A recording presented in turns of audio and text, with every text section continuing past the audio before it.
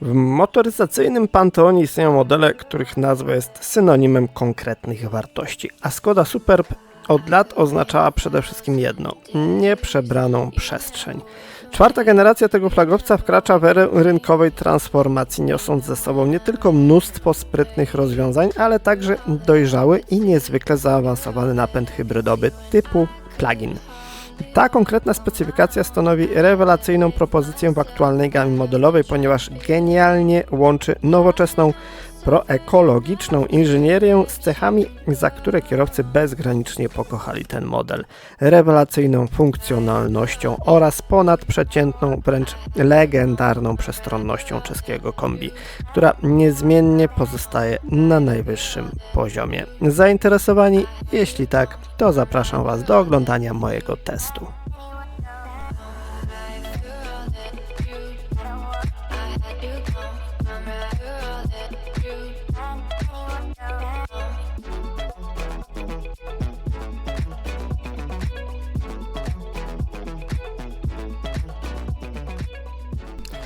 No dobrze, przejdźmy wreszcie do konkretów, zaczynając oczywiście od bagażnika, ale zanim tam zajrzymy, jak oceniacie tą konfigurację? Ok, nie jest jakoś wybitnie sportowa ani krzykliwa, chociaż ten kolor raczej nietypowy dla Superba.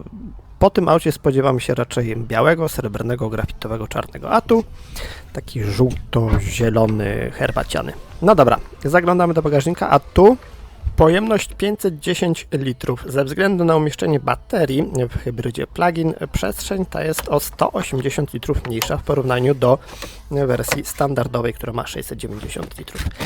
Jeżeli chodzi o ergonomię, no to ta jest oczywiście idealna. Regularne kształty, świetne wykończenie, dużo haczyków, dodatków, udogodnień. Jest naprawdę bardzo, bardzo dobrze. Po złożeniu oparć kanapy przestrzeń rośnie do 1770 litrów. Zobaczcie te wszystkie skrytki, udogodnienia, gadżety, wszystko jest ładnie poukładane. Jest duży porządek, tu mamy miejsce na kabel do ładowania, gaśnicę, jeszcze inne dodatki, a tutaj wspomniana bateria. Moim zdaniem więcej chyba chcieć nie wypada. No dobra, tutaj możemy sobie złożyć oparcie kanapy. Jedno się złożyło idealnie, drugie nie do końca, ale dobra, można wejść. Podłoga oczywiście niemal płaska, a po złożeniu no można tam urządzić chyba piknik. Jest roletka, którą oczywiście możemy zdjąć. No cóż, jeżeli znacie lepiej zagospodarowany bagażnik w kombi, dajcie znać, bo chętnie poznam takie auto. To tyle z bagażnika, zaraz siadam na kanapę z tyłu.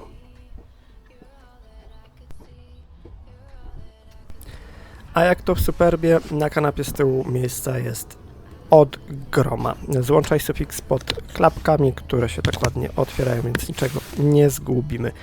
Dobra, no okej, tutaj ten tunel środkowy jest bardzo wysoki i to chyba jedyna taka poważna wada tego auta. Siadamy z tyłu. Zobaczcie, ile tu jest miejsca. Mam zimowe buty, fotel przede mną jest maksymalnie opuszczony i zobaczcie, co ja tutaj mogę zrobić. Ok, nie mam wzrostu dwumetrowca, tylko 173 cm, ale zobaczcie, ile mam tutaj miejsca. Jest kieszonka na smartfona, kieszeń w oparciu foteli, jest dodatkowa strefa klimatyzacji i w tej wersji podgrzewana kanapa, podgrzewane skrajne miejsca kanapy, nawiewy, port USB-C, dodatkowa kieszonka, dodatkowa mniejsza kieszonka na smartfon. No jest w czym przebierać. Podłokietnik szeroki, z uchwytami na kubki, dość miękki, dość komfortowy. Przejście do bagażnika, no oczywiście jest, jak to w Skodzie Super, no muszą być takie dodatki. Co jeszcze? Oczywiście opcjonalnie mogłoby tu być wielkie okno, ale akurat tutaj sobie tego oszczędzili. Są światełka, jest uchwyt, są haczyki i tutaj, tu jest twardo.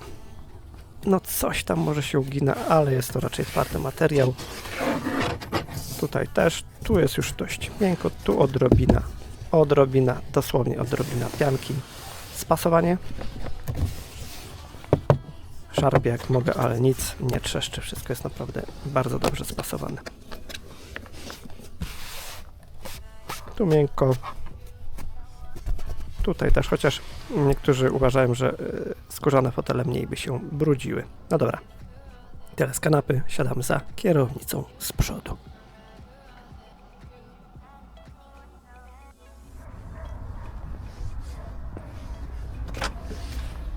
No dobrze, siadamy za kierownicą, ale jeszcze zanim usiądziemy, rzut oka jeszcze raz na przestrzeń z tyłu.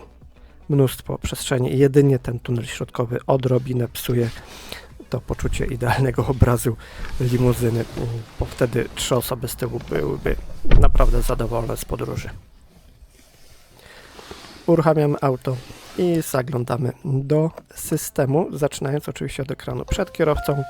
No jest tutaj główny ekran 13-calowy, jeżeli dobrze pamiętam, no i przede wszystkim te smart dials, które można regulować w zależności od potrzebnej funkcji, trochę podgrzewanie foteli, regulacja trybu jazdy, jeżeli oczywiście auto jest w takowe wyposażone, regulacja prędkości nawiewu, kierunku nawiewu, głośności i tak dalej, i tak dalej. No, moim zdaniem to jest rewelacyjne rozwiązanie, chociaż jakość tych pokręteł mogłaby być odrobinę lepsza, ale to już czepianie się.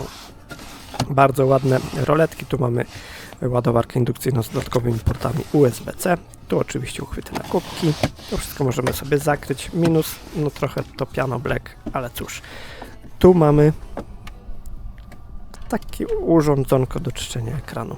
Kiedyś było chyba jeszcze ze spryskiwaczem. Tutaj kształtki, które można wyjąć, poprzekładać, zmienić ich orientację, można też kupić inne i tak dalej, i tak dalej. No, możliwości jest naprawdę mnóstwo i chyba widziałem w katalogu akcesoriów różne wypełnienia, pewnie niektórzy sobie to zrobią jakoś po swojemu. Jest naprawdę dobrze. Minus może za brak regulacji, szkoda, że tego nie ma. Schowek przed pasażerem, pojemny, wyłożony miękkim materiałem, więc na zakrętach nic nie będzie hałasowało. Światełka na dotyk. Tutaj mamy dodatkowo taki uchwyt na kartę parkingową na przykład. Bardzo, bardzo fajne rozwiązanie. Ok, to nie jest topowa wersja, więc tu nie mamy skór i tak dalej, ale ten melanżowy materiał bardzo ładnie wygląda i świetnie pasuje do tego auta. Trochę szkoda, że nie ma ciemnej podsufitki, bo lubię, jak to jest wszystko zgrane, ciemne fotele, ciemna podsufitka, ale to jest oczywiście kwestia gustu. Spasowanie, no jak sami słyszycie, albo właśnie nie słyszycie, o!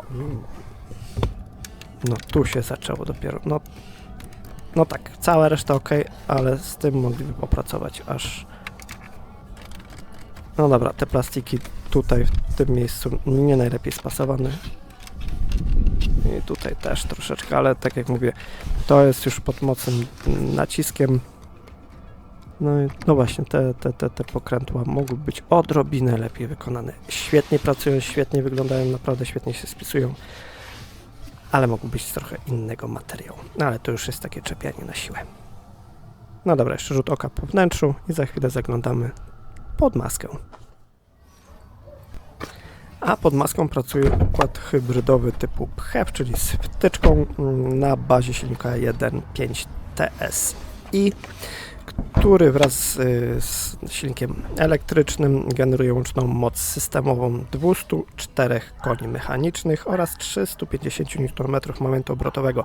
Napęd trafia na przednią oś za pośrednictwem 6-biegowej przekładni automatycznej DSG. Przyspieszenie od 0 do 100 km na godzinę zajmuje 8,1 sekundy, prędkość maksymalna to 220 km na godzinę, a teoretycznie auto jest w stanie przejechać na pełnej baterii ponad 100 km. A jak ze spalaniem? A to sprawdzimy już na trasie. I witam Was z powrotem za kierownicy Skody Superb Kombi z napędem 1.5 TSI PHEV o mocy 204 koni mechanicznych. Najpierw zrobimy sobie około 10 km po mieście, a potem sprawdzimy, jaki jest wynik spalania, oczywiście na rozładowanej baterii. A czemu na rozładowanej baterii? Moim zdaniem najmocniejszym argumentem właśnie za takimi testami jest weryfikacja efektywności napędu w warunkach tzw. dłuższej trasy, kiedy zasięg elektryczny, zazwyczaj od 40 do nawet 100 km, kończy się na samym początku podróży. Taki pomiar moim zdaniem obnaża prawdę o tym, czy inżynieria układu hybrydowego potrafi zniwelować negatywny wpływ dużej masy własnej pojazdu, windowanej przede wszystkim przez właśnie akumulatory. Czy też auto staje się po prostu ciężkim i paliwożernym pojazdem spalinowym, który musi to wszystko za sobą wozić. Niektórzy uważają, że to bez sensu, ja uważam, że to jednak ma sens. No jak się z tym nie zgadzacie, to trudno, dajcie swoje argumenty w komentarzach. A tymczasem wrócimy do naszej głównej bohaterki, a wracając do wyglądu, no teoretycznie Skoda Superb jest, każdy widzi. Skoda zresztą przyzwyczaiła nas do designu, który absolutnie nie krzyczy, lecz przemawia do odbiorcy z klasą i takim eleganckim umiarem, czego nowy Superb Kombi jest doskonałym przykładem. Sylwetka auta stała się jeszcze bardziej smukła i o wiele bardziej aerodynamiczna, co pośrednio przekłada się na niższe spalanie oraz odczuwalnie lepsze wyciszenie kabiny, co można odczuć oczywiście przy wyższych prędkościach. Nowoczesny i powiedzmy to prestiżowy wygląd to zasługa ostrych linii nadwozia, nowego ośmiokątnego grilla oraz w pełni LEDowych reflektorów, które opcjonalnie mogą występować w zaawansowanej wersji Matrix LED, która zresztą działa bardzo, bardzo dobrze. Wersja wyposażenia Selection, którą mamy przyjemność jeździć, stawia na raczej stonowaną elegancję, co wyraźnie podkreślają chromowane listwy poprowadzone wokół szyb oraz 18-calowe opcjonalne felgi aluminiowe o raczej spokojnym i również stonowanym wzorze. Samochód unika krzykliwych miedzianych akcentów czy poczwórnych wydechów, ponieważ z założenia ma być po prostu elegancko i z klasą. Tylna część nadwozia wyróżnia się z kolei bardzo szerokimi lampami oraz potężnym napisem z nazwą czeskiej marki, jakby ktoś w ogóle nie wiedział, co to jest za auto.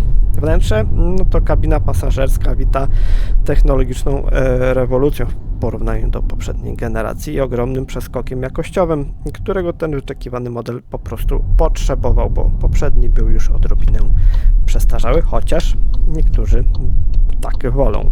W wersji Selection kierowca oraz pasażerowie mogą cieszyć się naprawdę przyjemnymi w dotyku tkaninami oraz bardzo miękkimi tworzywami wykończeniowymi, co zresztą już wcześniej mieliście okazję sprawdzić i trochę posłuchać. Ergonomia wnętrza, moim zdaniem, mistrzowskie wręcz połączenie cyfrowej nowoczesności z tradycją. Centralnym elementem nowej deski rozdzielczej jest potężny, wolno stojący ekran systemu inforozrywki, którego przekątna sięga aż 13 cali. To dużo, ale w porównaniu do chińskich, może nie konkurentów, ale odpowiedników, no to wciąż dość skromna wartość. Moim zdaniem prawdziwym inżynieryjnym popisem w nowym Superbie są pokazywane już wcześniej Smart Dials, czyli 3 inteligentne pokrętła z wbudowanymi wyświetlaczami umieszczone pod centralnym ekranem. Rozwiązanie to po mistrzowsku łączy cyfrowy świat z analogową intuicyjnością, pozwalając na szybkie sterowanie klimatyzacją, głośnością zestawu audio, trybami jazdy, czy nawet poziomem przybliżenia mapy. Ilość miejsca na tylnej kanapie, no to już zresztą widzieliście, bo to już obrosło niemal legendą i w dalszym ciągu pozwala rosłym pasażerom na swobodne założenie nogi na nogę. W podobnych segmentach konkurencja aż tyle miejsca nie oferuje. Przestrzeń bagażowa wariantu PHEV musiała ustąpić nieco miejsca baterii, przez co jej pojemność zmalała z astronomicznych 690 litrów do wciąż przyzwoitych 510 litrów. Po szybkim złożeniu oparć kanapy pojemność kufra wzrasta do 1770 litrów. Nadal bardzo, bardzo dobrze. No ale wnętrze i wygląd oceniliście sami. Warto przejść do układu napędowego, bo układ napędowy Superba i-V, kiedyś tak się nazywał, teraz chyba to jest PHEV po prostu, to bardzo przemyślane połączenie silnika benzynowego 1.5 TSI o mocy 140 koni mechanicznych z wydajną jednostką elektryczną. Kiedyś Superb hybrydowy, jak i większość hybrydowych napędów Volkswagena, grupy Volkswagena bazowała na raczej przeciętnym silniku 1.4 TSI, teraz wreszcie jest to 1.5 TSI, co naprawdę ma sporą różnicę, jeżeli chodzi o kulturę pracy, wydajność itd. Współpraca tych dwóch silników owocuje łączną mocą systemową na poziomie 204 koni mechanicznych oraz przyzwoitym momentem obrotowym 350 Nm. Za przeniesienie tej siły na przednie koła odpowiada 6-biegowa przekładnia, oczywiście automatyczna DSG. Czemu nie 7-biegowa? Nie wiem, ale się domyślam. A jak to wszystko się spisuje na drodze? Oczywiście z pełną baterią zużycie paliwa jest ciężkie do ocenienia, bo to zazwyczaj wychodzi 1 litr na 100 km, 2 litry na 100 km, zresztą widzicie takie absurdalne wartości w specyfikacjach. Po rozładowaniu baterii, po 10 km po mieście średnie zużycie paliwa to 6 litrów na 100 km. Całkiem nieźle moim zdaniem, jak na tak duże auto. A teraz pokonamy sobie 10 km drogami podmiejskimi przy prędkości od 70 do 100 km na godzinę. Oczywiście po drodze jakieś światła, pogoda jaka jest, widzicie, trochę ruchu. Zobaczymy, jak to wyjdzie w praktyce. Jeszcze wracając do osiągów tego układu napędowego, to przyspieszenie od 0 do 100 km na godzinę zajmuje 8,1 sekundy, a prędkość maksymalna to 220 km na godzinę. Zdecydowanie największą nowością i najciekawszym elementem jest tu zaawansowany akumulator trakcyjny o potężnej jak na hybrydę plug-in pojemności 25,7 kWh, co jest wartością niemal równą pojemnością baterii w pierwszych miejskich samochodach w pełni elektrycznych. Dzięki tak potężnemu ogniwu gwarantowany zasięg w trybie czysto elektrycznym zgodnie z normą WLTP powinien przekroczyć barierę 100 km. Co równie istotne, auto udostępnia klientom funkcję ładowania prądem stałym z maksymalną mocą do 50 kW. To oznacza, że naładowanie akumulatora od 10 do 80% to zajmie jakieś 20-25 minut. Całkiem nieźle. Dobrze, ale czy da się przejechać te 100 km na baterii? Da się. Jak widzicie, auto testowałem w takich średnio sprzyjających warunkach dla aut hybrydowych i elektryków, ale przy w pełni naładowanej baterii udało mi się przejechać głównie po mieście, ale częściowo też w trasie przy normalnych prędkościach 70 kilka kilometrów, więc moim zdaniem w optymalnych warunkach przy odpowiedniej wprawie po mieście można zbliżyć się albo nawet przekroczyć barierę 100 km. O prowadzeniu, wrażeniach z jazdy raczej nie będę Wam opowiadał, bo Superb jaki jest, każdy wie i widzi.